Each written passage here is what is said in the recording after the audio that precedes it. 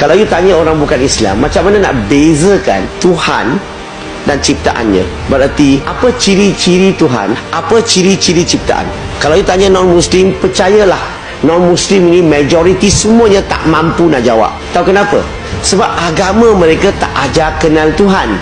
Agama mereka ajar sembah Tuhan buat baik. Islam bukan sembah Tuhan dulu, Islam kenal Tuhan dulu. Boleh bezakan Tuhan dan ciptaannya dulu. Kalau kita boleh bezakanlah, barulah kita menolak ciptaan Tuhan, kita nak abdikan diri kepada pencipta. Betul ke tak betul? Baru boleh jadi la ilaha illallah. So tanya non-Muslim, biasanya mereka kata tak tahu. So kita bantu dia, kita tanya fitrah dia. Sebab Tuhan Allah Subhanahu Wa Taala telah tanam dalam setiap diri manusia, dalam hati manusia, tak tahulah hati ke diri ke, tak kisahlah. Allah telah tanam sesuatu dalam diri manusia, setiap manusia, fitrahnya boleh kenal Tuhan. Takkanlah Tuhan cipta kita, Tuhan tidak program kita untuk boleh kenal dia. Takkanlah Tuhan cipta kita, dia tak program kita supaya kita boleh bezakan siapa Tuhan, siapa ciptaan.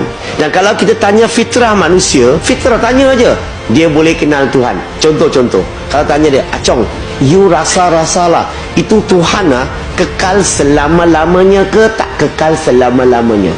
Apa jawapan kita biasa akan dapat? Dia akan kata Tuhan kekal selama-lamanya. Yang tak kekal tu ciptaan.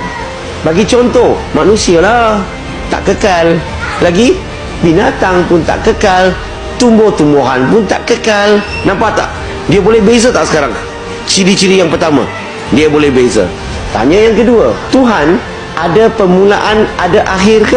Ataupun tak ada permulaan, tak ada akhir? Kekal selama-lamanya maksudnya tiada permulaan, tiada akhir.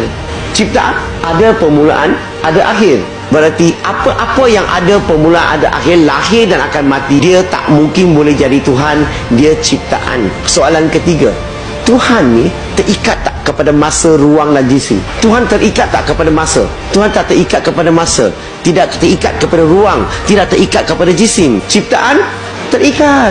Kita semua terikat kepada masa, ruang dan jisim. Betul ke tak betul? Sebab itulah kita semua ni bukan Tuhan.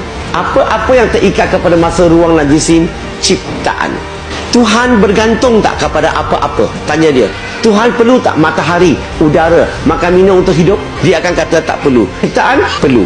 Last, Tuhan perlu rehat dan tidur? Dia kata tak. Ciptaan perlu. Okey, sekarang ni kita ulang balik. Kekal selama-lamanya Tuhan, tiada permulaan, tiada akhir, tidak terikat kepada masa, ruang dan jisim, tidak bergantung kepada apa-apa dan tidak rehat dan tidur. Ciptaannya sebaliknya. Kalau dia boleh jawab begini, sebenarnya fitrah dia sudah kenal Tuhan, ciri-ciri Tuhan. Dalam masyarakat kita ni ada macam-macam Tuhan orang sembah kan? Boleh tak you bagi saya satu nama, satu Tuhan yang orang sembah yang ada 5 ciri-ciri ini? Kekal selama-lamanya, tiada permulaan, tiada akhir, tidak terikat kepada masa, ruang dan jisim, tidak bergantung kepada apa-apa dan tidak rehat dan tidur. Biasanya jawapan dapat apa?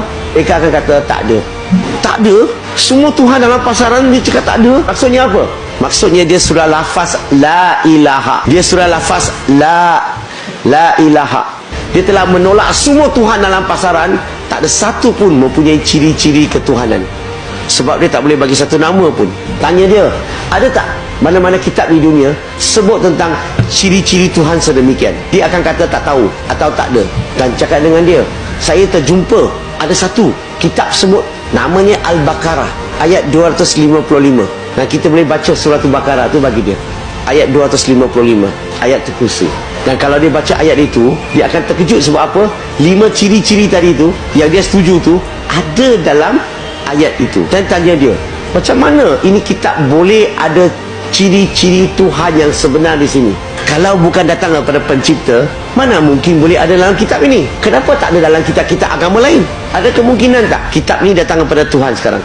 Kalau dia boleh terima ciri-ciri ini, sebenarnya fitrah dia telah la ilaha illallah. Apa-apa dalam alam ini la ilaha illallah. Mereka yang mempunyai ciri-ciri ketuhanan saja. Nampak tak? Akidah kita jelas tak? Akidah kita bukan sekadar percaya, tapi kita boleh terangkan dan boleh buktikan siapa yang layak disembah. Sebab kita tahu ciri-ciri Tuhan tiada pada ciptaannya. Setuju tak?